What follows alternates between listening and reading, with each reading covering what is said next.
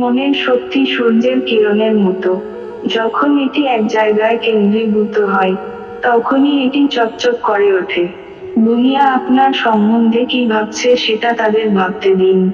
আপনি আপনার লক্ষ্যগুলিতে দৃঢ় থাকুন। দুনিয়া আপনার একদিন পায়ের সম্মুখে হবে।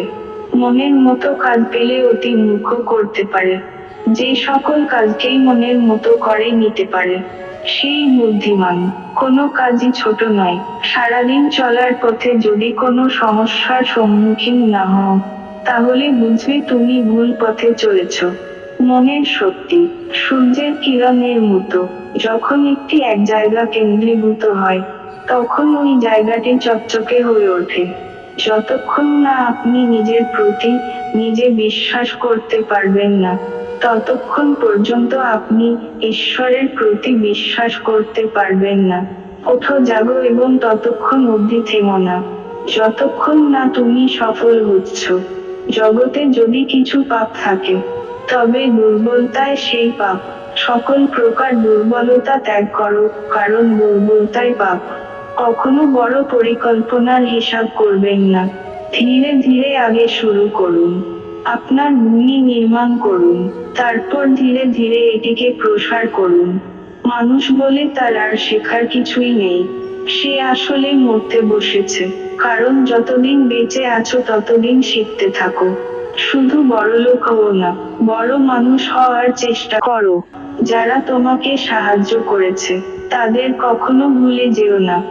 যারা তোমাকে ভালোবাসে, তাদের কখনো ঘৃণা করো না। যারা তোমাকে বিশ্বাস করে, তাদের কখনো ঠকিও না। পবিত্র ও নিঃস্বার্থ হতে চেষ্টা করো। তার মধ্যেই রয়েছে সমস্ত ধর্ম। সত্যের জন্য সবকিছু ত্যাগ করা যায়, কিন্তু কোন কিছুর জন্য সত্যকে ত্যাগ করা চলে না। সবচেয়ে বড় ধর্ম হলো নিজের স্বভাবের প্রতি সত্য থাকা, আর নিজের প্রতি বিশ্বাস করা। ভক্তি, যোগ এবং কর্ম মুক্তির এই তিনটি পথ। প্রত্যেকের কর্তব্য তার উপযুক্ত পথটি অনুসরণ করে চলা। তবে এই যুগে কর্মযোগের উপরেই এই বিশেষ গুরুত্ব দেওয়া উচিত। যা কিছু আপনাকে শারীরিক, বৌদ্ধিক এবং আধ্যাত্মিকভাবে দুর্বল করে তোলে, সেটাকে বিষ ভেবে প্রত্যাখ্যান করুন। কখনো না বলো না। কখনো বলো না, আমি করতে পারবো না। তুমি অনন্ত, তুমি সর্বশক্তি তোমার ভিতরে আছে। তুমি চাইলে সবকিছুই করতে পারো।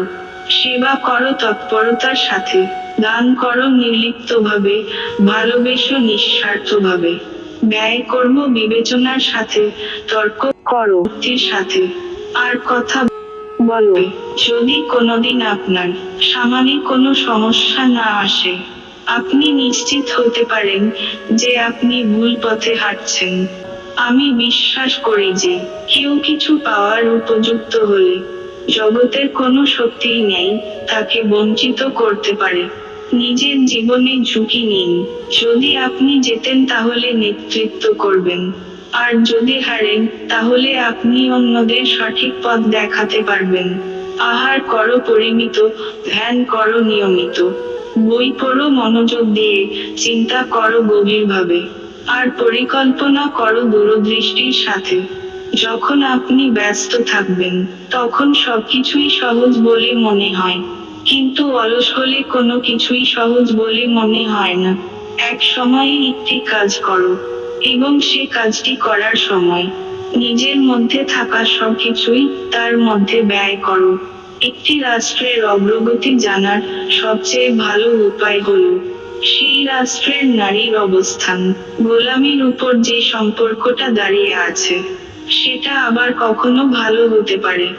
যেখানে মেয়েদের স্বাধীনতা নেই, সে জাত কখনো উন্নত করতে পারবে না। উঁচুতে উঠতে হলে ভেতরের অহংকারকে টেনে বাহির করে ফেল, এবং হালকা হও, কারণ তারাই উপরে উঠতে পারে। যখন কোন বিচার অন্যভাবে মনকে নিয়ন্ত্রণ করে ফেলে, তখন সেটা বাস্তবিক, শারীরিক বা মানসিক অবস্থায় পরিবর্তিত হয়ে যায়। যে অপরকে স্বাধীনতা দিতে প্রস্তুত নয়, সে কখনোই স্বাধীনতা পাবার যোগ্য নহে। দাসেরা শক্তি চায় অপরকে দাস বানিয়ে রাখার জন্য।